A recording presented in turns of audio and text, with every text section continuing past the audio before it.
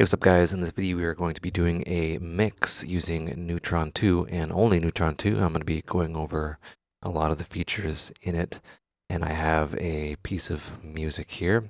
Everything's kind of set to 0, and I'm going to be EQing and gating and compressing and using something called the visual mixer and the tonal balance control, which is pretty neat. So Neutron 2 and Ozone 8 are now linked, and they're really integrating the mixing and mastering aspects and inter-plugin communication, which is a pretty neat concept. It's surprising that it hasn't been done like before to this degree. So essentially, like plugins are able to talk to each other, and you're able to make informed decisions on your mixing in that way. And yeah, I decided I'd just do one kind of longish video, just kind of going over everything briefly so you can hit the ground running. So we have our piece of audio here. It's just a loop. And we have an Atmos here. Right, so this needs to be mixed and EQ'd and stuff like that. So we're going to start doing that. So let's start by dragging an instance of a Neutron 2 in here and on the kick. So we will name this kick. It's important to name things. I'll get into why a little bit later. And I'm going to play these two guys here, solo them both. Right, so this is effectively my bass, and these should be summed into one channel, just for the ease of use. And I'll name this with an Ableton. I'll call this perc bass. All right, just a little bit of setup here. I don't want to do this beforehand because you'd be like, what'd you do? I'm going to get this all set up before. So this is another instance of Neutron 2, and this will be bass perc.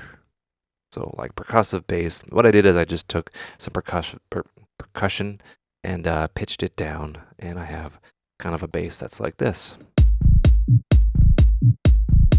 Right, so I'm just going to be playing the kick and the bass at the same time, and I'm going to be kind of mixing these two, kind of start in sections. So in your mixing, you want to kind of compare things that are like complementary to each other and that kind of operate in the same frequency spectrum. So obviously the kick and the bass are in the same area, and the hi-hats and the claps and stuff like that are in the same area, and the Atmos and this right here operate on all frequencies. So you kind of have to like break it down like a mathematical formulation.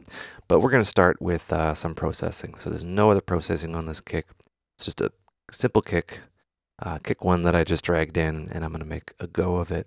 And yeah, we're going to solo and get it kind of prepared for what we want. So this is a Neutron, and it's basically a channel strip.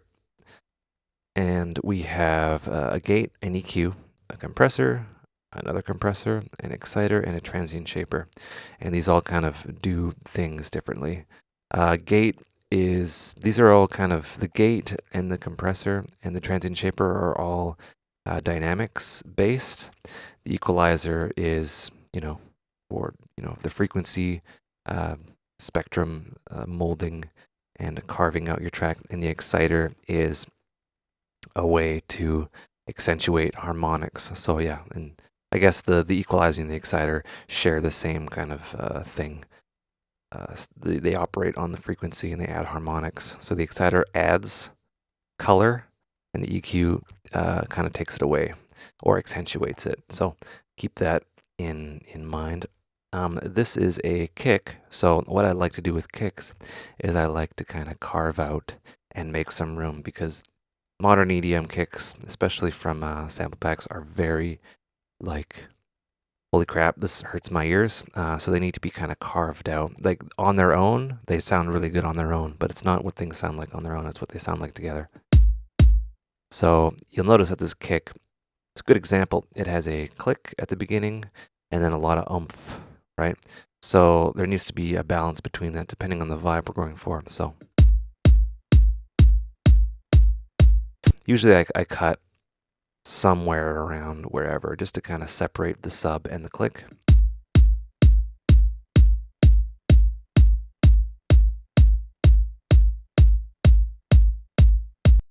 Right, something like that, just for the sake of example. This is going to be a quick video, as quick as I can.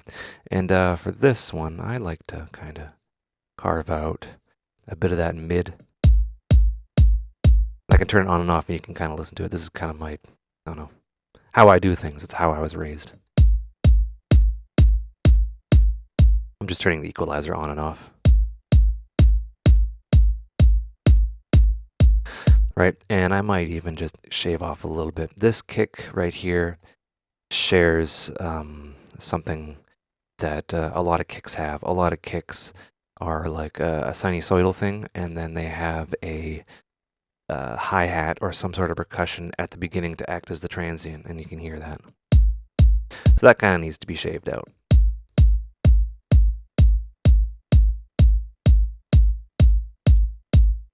Right, something like that. You know, not too crazy, and that's the equalizer. The compression is, you know, pretty neat. There's, you know, vintage modes and stuff like that, and they can each kind of operate. One can be digital, one can be vintage. I'll just turn it on and off, whatever. And oh yeah, you can rearrange these guys. So yeah, it's very useful. So let's operate on this. I want to make the kick a little bit more punchy. Now there's two ways to go about that. I can use a compressor or a transient shaper. These both kind of operate the same kind of value. So let's, you know, I'm not going to get into what a compressor does, but it's basically volume automation.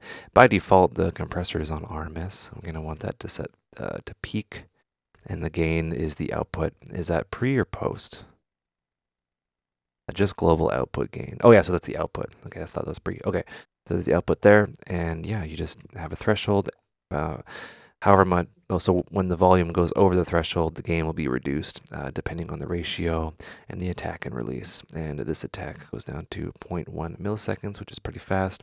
And the release can be 5 seconds, which is pretty long. So pretty flexible. It also operates in multiband modes, so you can compress the low end as well.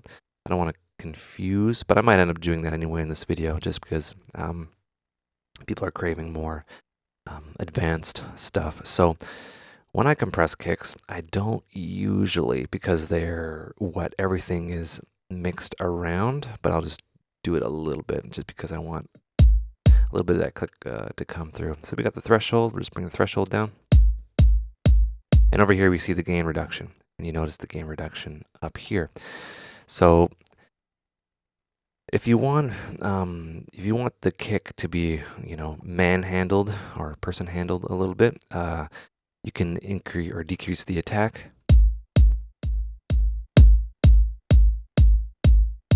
But if you want the click to come through, you just kind of make the attack a little bit longer. This is the response time of the gain reduction.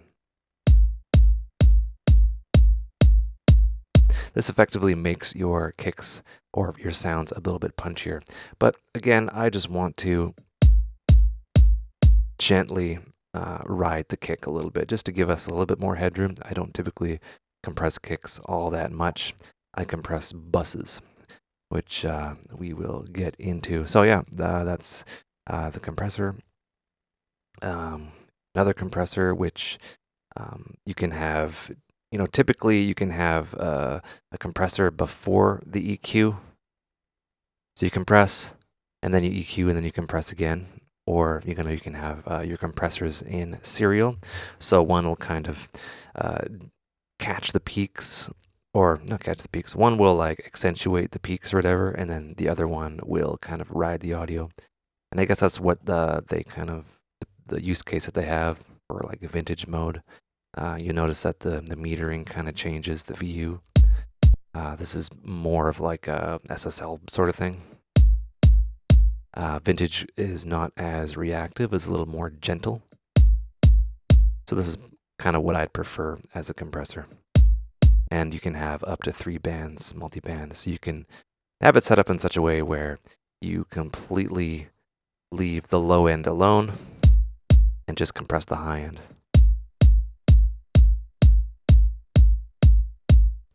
Which actually sounds pretty cool, and you can play around with the threshold and stuff like that, have different side chains and all that, and the low end is left alone. So that is the basic compressor for the kick. We want to add some neato harmonics. We can turn on the exciter. So the exciter is a little bit different than ozone, and what it is it's a kind of a XY controller. So you have tape, retro, warm, and tube, and you can mix in between any one of them, or you can like mix between all of them. So it kind of takes an algorithm of like distortion, saturation, and you can kind of go tape, but then have a little bit of tube in between those two, or have you know what I mean. I'm not gonna. It's an XY controller. What more do you want? So yeah, we can make the kick warm.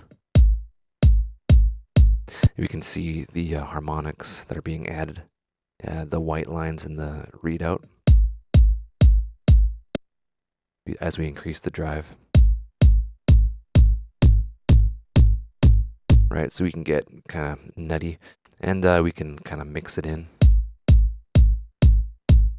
or whatever. That might be a little too much, but I'll leave it in. Just for, I guess, character or whatever. I'll just have a little bit. Why not? And then the transient shaper. Transient shaper is just another way of controlling dynamics. Transient shapers are, they're kind of popular. They have been popular for a while. Look up the SPL transient designer. Transients, transient designers, transient shapers are essentially just compressors that work in reverse. So instead of reducing the volume, they will increase the volume, and they have a kind of a different curve. The sharp medium, which would be linear, and smooth, and the sustain, how long it is. So I'll just give you an example. Right, so it's catching that first part, sustain, probably bring down. Right, not a good example because it's already kind of punchy to begin with. The better example will be in the percussion. And this is a way to make things kind of poke out in the mix a bit more. It's essentially, just a different way of compression. So yeah, let's take a look at, we'll do dynamics mode a little bit later. The equalizer can act like a compressor as well, depending on what's being fed into it. So yeah, that's the kick. We can actually close this window and never open it again and mix things. It's actually pretty cool. So let's go percussion bass with the kick. Right, so I noticed that my kick is a little too loud. I want to fix that. All right, so this is the part where I will go into my master channel, just for the sake of habit, and I'm going to go to my Neutron 2 visual mixer.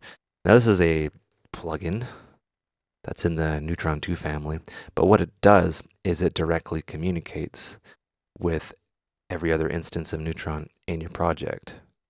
All right, and I'll show you and prove to you what's going on. All right, so this is Neutron kick, and that's why we named it. This is my kick right here, and what this does, I'll just show you. Just pay attention to that. I can move my kick around, and it's adjusting volume. I can adjust panning, and I can adjust stereo width. Make it mono, make it whatever. And I can double click to set it to default. So yeah, check this out. I'm just gonna reduce the volume. I'm not even gonna open that.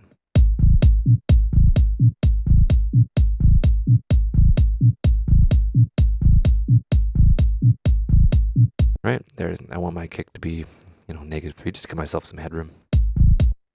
And then my my bass.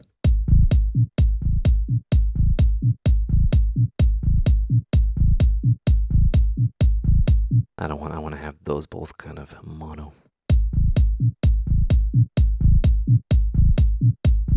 Roughly around the same volume. There you go. That's pretty cool. So let's go back to our percussion bass.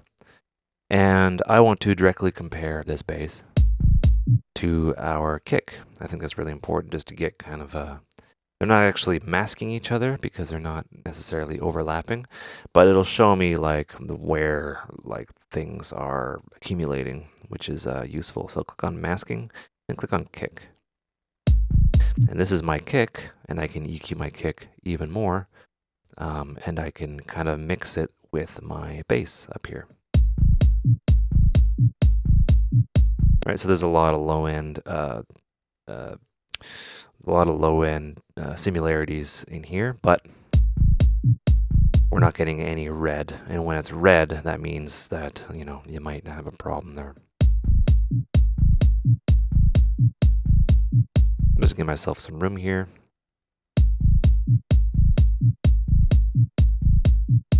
Right, and I'm directly comparing those, and I can EQ the kick down here if I want to, which is pretty neat. And I can change the sensitivity of the masking. So, yeah, like if I increase the sensitivity, you can see, yeah, there's a lot going on, but they're really not being played in the same time domain, so I'll reset. Right, so we are in the clear. And if I were to compare the kick to this guy, which we will, there's going to be a lot of accumulation there, similarities, masking, which isn't good. You don't want that. All right, so let's go back to our kick and bass. All right, so we're kind of mixing this in groups. And yeah, let's kind of smooth out those basses. Basses you can compress a little bit.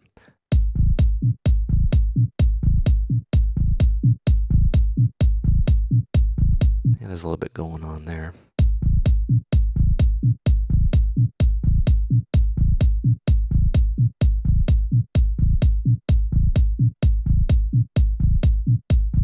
Turn off masking.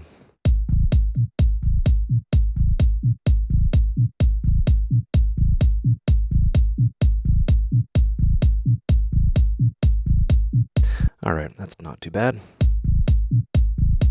All right, I want the compressor before the EQ because that'll just change things up. If I'm EQing, it'll change the compressor. So compressor, EQ.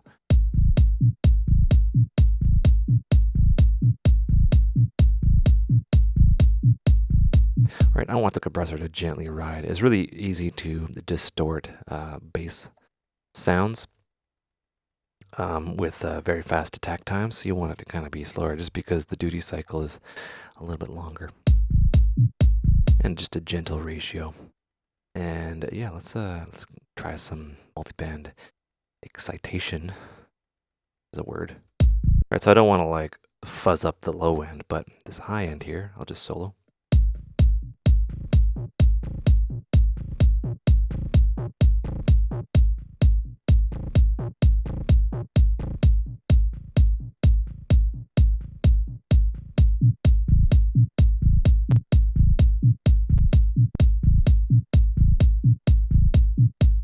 All right, pretty cool. Let's just do a transient shaper. Maybe I can fix things up a bit there.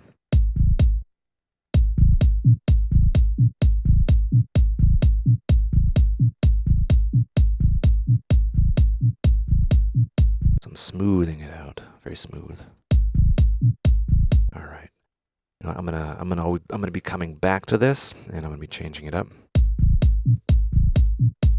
All right, so we can bypass. Oh, and something you can look at, but we're not going to be looking at it right now. No, we might as well. I'm going to drag in the tonal balance control. This is another plugin that communicates with all other instances of Neutron in your project, and this will tell you the tonal balance of your track. And you want to shoot for, it being averaged in between these things to make sense. And our low end is pretty crazy. I like to be in the fine-tune situation here. But the reason why there's so much low end is because we're not playing everything else. It's the relationship between everything else that makes sense.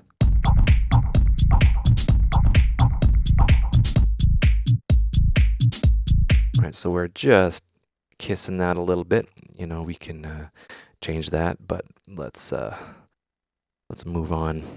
But yeah, you can kind of have that open and have an informed decision on the tone and the balance of everything in your track. It's very useful. So let's go. We got our percussive bass there. We have our clap, which I want to have not too crazy. We don't need to do much with this, but I'm just going to drag in Neutron 2. You can also drag in a mix tap, which is just a stripped down version of Neutron 2. And with that, if we name it to clap, we can effectively go to the visual mixer. We have our clap here, and we can mix our clap visually.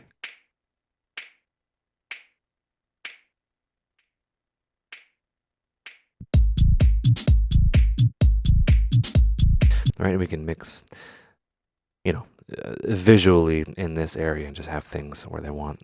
And you can use this, but I want to kind of go over everything. So this Neutron mix tap is more of a stripped down version of Neutron, which is pretty cool. So let's go back to our clap. We'll delete that, and I'm just going to drag in Neutron 2. All right.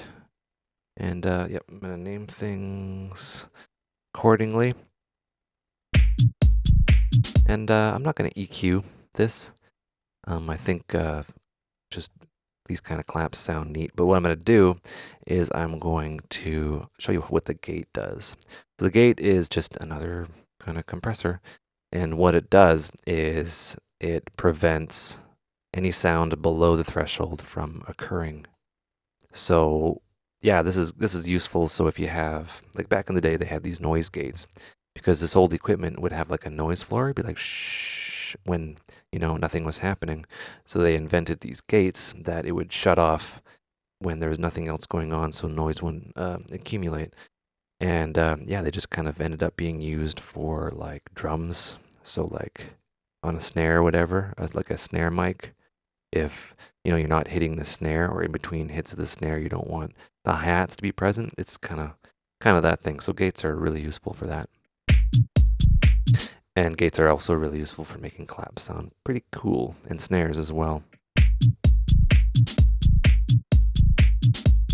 Notice how the clap has a completely different vibe now. We got rid of that tail. I'm going to let you listen a bit.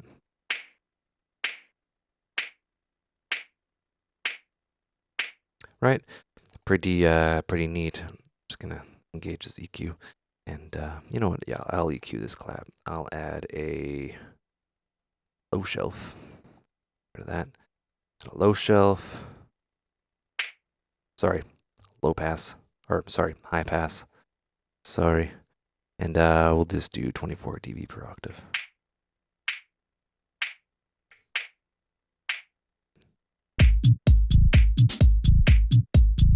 All right, cool. So let's go. Let's add something to these hi-hats. And this would be at 1. Just name it that. And this will be hat 2. Just so I can kind of pan them and get a feel.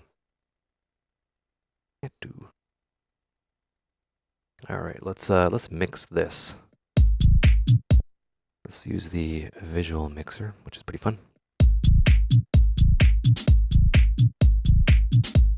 See, hats like to be panned.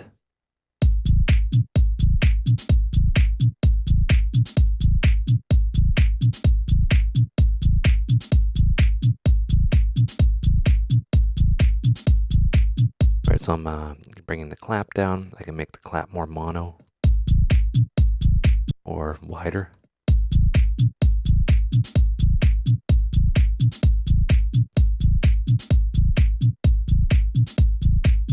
All right, and I'm just controlling things all in this visual mixer here. Very useful, very cool. And yeah, oops.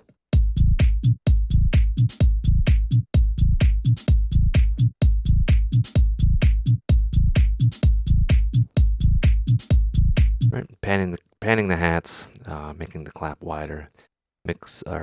Kick and bass center. Super duper fun. Okay, let's move on to this guy. All right, so here's where we're going to kind of apply a bunch of things. Obviously, yeah, if I compare this to the kick or the bass,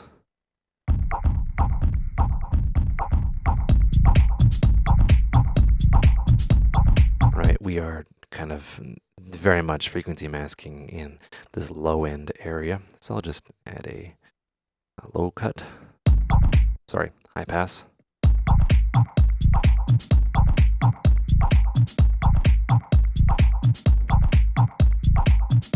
Right, there is some accumulation, but it's not like in the red.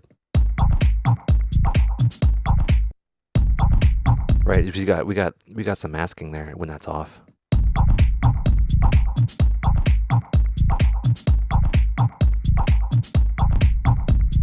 Right, disgusting. Let's make that back in there.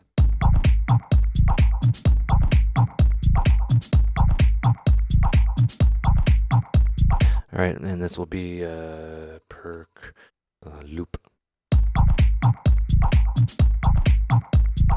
Or we can be like, hey, let's just experiment and not have this low end anymore. I don't like that. Right, so we can just kind of audition and compare.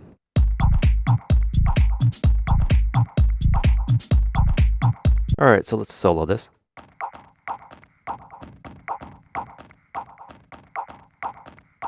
And let's use a bit of let's do some gate after the EQ.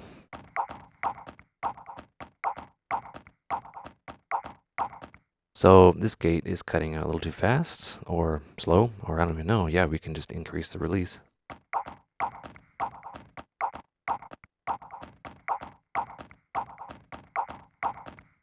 Right, so we got that. Then we'll add the transient shaper.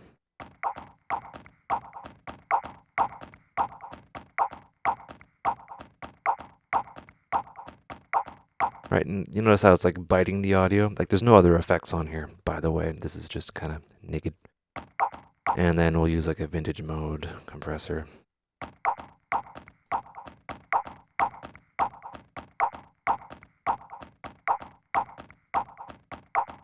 And yeah, there you have that. That's a quick and easy way to go about it.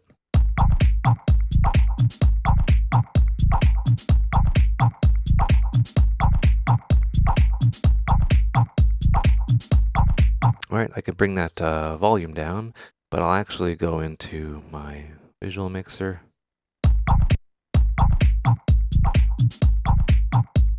Maybe make it a bit wider.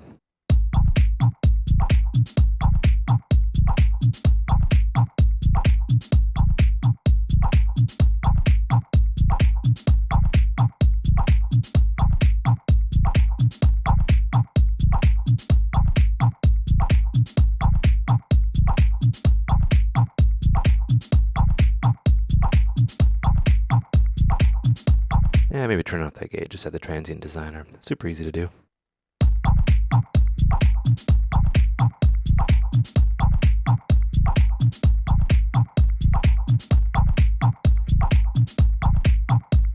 Just compressing it slightly. I might even add some exciting stuff.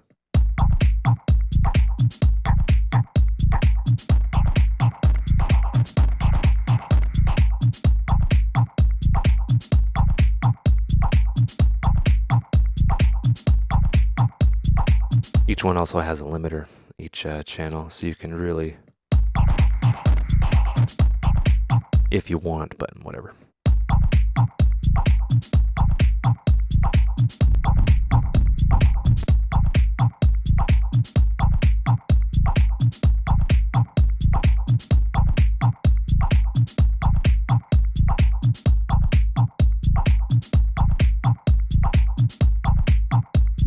All right, so then we have this atmosphere thing here. All right, let's add some Neutron style here. You know, this track might need a little bit more, but for the sake of this tutorial and this example, I think it did its purpose pretty well. This will be Atmos. Right, and that's just masking with everything. Actually, I'm going to leave this. I'm going to leave that. Let's go to our tonal balance, select plugin and Atmos, because this is like this is what might bring the track together. All right, so we got really good low end. All right, let's high pass that. This is Atmos.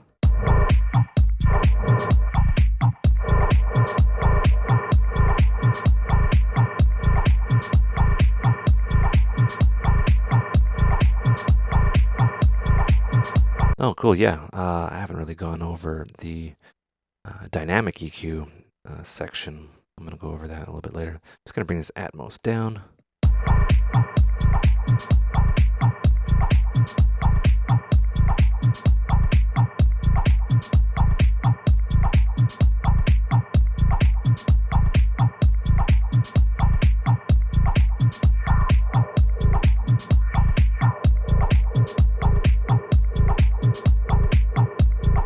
All right, so we're lacking a little bit of tone in the 350 hertz range.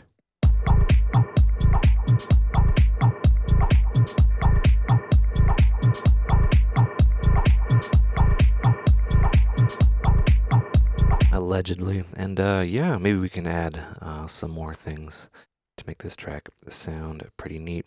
So from there, yeah, you'd add Ozone 8. And we'll just add that in there. Take out the Pro L. Don't know why I had that in there. And yeah, you don't even need to have that open, I believe. You just go over to Ozone. And this will mix the overall, the overall tone of everything on your master.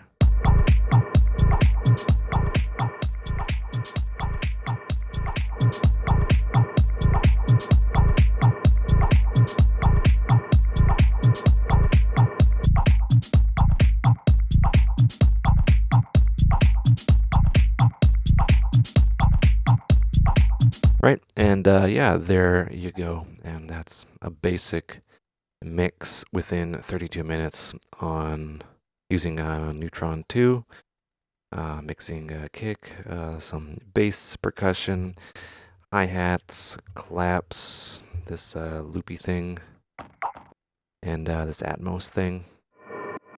Doesn't quite work without any reverb, but I didn't want to use anything else. The only thing I used was LFO. And yeah, that is basically it. And yeah, you want your track to kind of be within this kind of crest factor, or within this bluish kind of thing for a tone that makes sense. And yeah, you can switch to like modern, orchestral. Obviously, we'd have a bump here, but yeah, bass heavy is, I guess, modern EDM. You can use broad as well, which will give you a different kind of thing.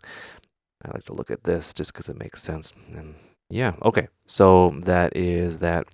Hope you enjoyed. Hope you learned stuff. Take care and have a good one.